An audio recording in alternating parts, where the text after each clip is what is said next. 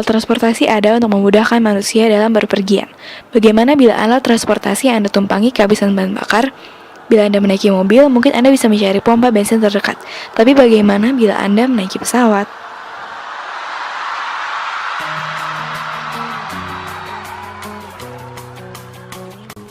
Kecelakaan pesawat merupakan sebuah musibah yang tidak diinginkan oleh berbagai pihak. Sayangnya, ada banyak faktor yang bisa mendukung terjadinya kecelakaan pesawat.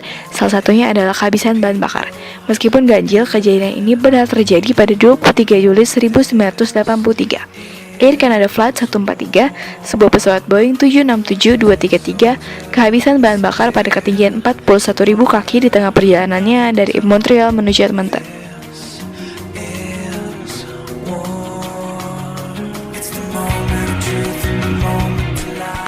Jumlah bahan bakar pada pesawat ini dicek oleh Fuel Quantity Indicator System (FQIS). Pada pesawat ini ada dua buah FQIS yang akan menghitung masing-masing, lalu men-cross-checkkan hasilnya. Di sisi lain, pengukuran harus di-cross-check dengan floating measurement sebelum keberangkatan. Bila FQIS tidak berfungsi dengan baik, maka tidak akan ada tampilan bahan bakar di kokpit. Lebih lanjutnya, pesawat tidak bisa diizinkan terbang. FQIS sebagai sebuah alat tidak luput dari kesalahan. Sering ditemukan ketidakkonsistenan dengan FQIS pada pesawat Boeing 767 yang lain. Akibatnya, manusia cenderung mengabaikan pengecekan ini. Sebuah kasus pernah terjadi dengan keadaan FQIS tidak bisa menghitung dan tampilan di kokpit menjadi blank. Kasus ini diperbaiki dengan cara yang kurang tepat, sehingga sudah dianggap beres karena pesawat dapat terbang kembali. Pesawat Air Canada Flight 143 pada awal terbang dari Edmonton ke Montreal, lalu akan menempuh perjalanan kembali. Singkat cerita, kasus FQIS terjadi lagi. Untuk itu, dilakukan perhitungan manual untuk menentukan jumlah bahan bakar yang hendak ditambah sebelum perjalanan kembali.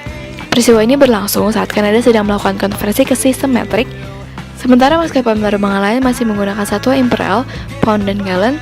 Air Canada Boeing 767 menggunakan satuan metrik, liter dan kilogram. Kesalahan utama terjadi pada bagian ini. Sang pilot mengkalkulasi bahan bakar yang dibutuhkan adalah 22.300 kg. Bagian pesawat menunjukkan bahwa masih ada 7.682 liter di tangki. Berarti untuk memperkirakan berapa bahan bakar yang dibutuhkan, mereka harus mengkonversi satuan liter ke satuan berat, lalu mengurangi 22.300 dengan jumlah tersebut dan mengkonversinya kembali ke dalam volume. Sebelumnya, tugas ini dikerjakan oleh insinyur penerbangan, namun Boeing 767 terbang tanpanya. Perhitungan yang seharusnya dilakukan. Volume di 1 kg bahan bakar pesawat berubah sesuai dengan temperatur. Dalam kasus ini, 1 liter mewakili 0,803 kg.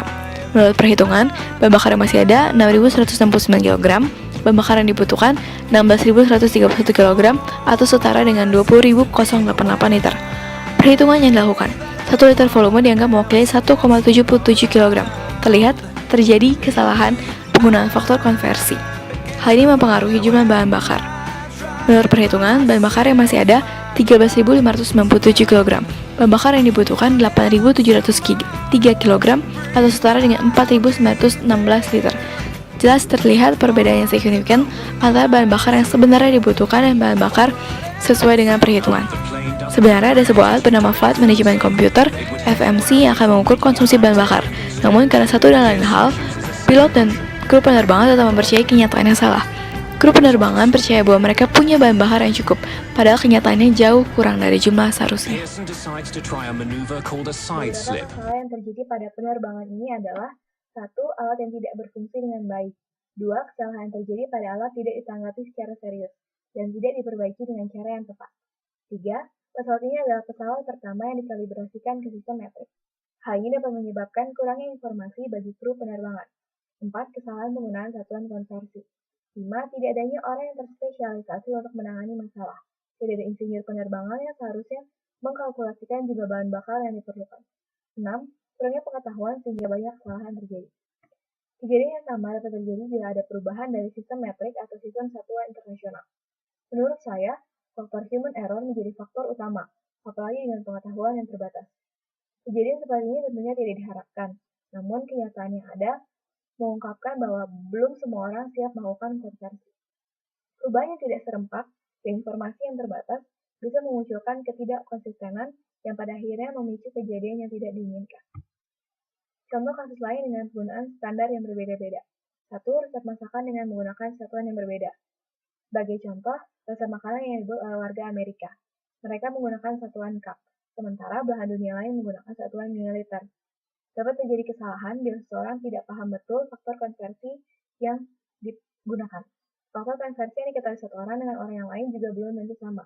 Misal, sebuah resep menyebutkan bahan yang dibutuhkan adalah a cup of milk. Seseorang bisa menganggap 1 cup 230 ml, sedangkan orang lainnya menganggap 237 ml. 2. Pengukuran panjang dengan satuan yang berbeda.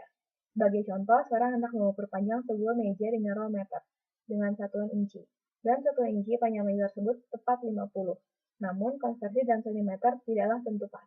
Ada yang membulatkan 1 inci menjadi 2,5 cm, ada lagi yang 2,6 cm. Demikian pula dengan berat dan satuan lainnya. Pengukuran dengan patokan yang tidak pasti. Patokan yang tidak pasti misalnya sekian ubin, sekian jengkal, sekian ruas jari, dan sebagainya. Sebagai contoh, seorang mengukur tebal buku adalah 1 jengkalnya, sedangkan panjang jengkalnya berbeda dengan panjang jengkal orang lain. Secara keseluruhan, satuan ada untuk menyamakan persepsi orang banyak mengenai nilai terkecil dari suatu hal. Untuk itu, maka diperlukan kekonsistenan, dan bila standar yang dipakai berbeda, maka diperlukan pengetahuan mengenai faktor konversi yang tepat. Engineer senantiasa berusaha mengatasi masalah yang muncul. Kegagalan yang ada menjadi pengalaman berarti untuk senantiasa memperbaiki kualitas demi terciptanya dunia yang lebih baik.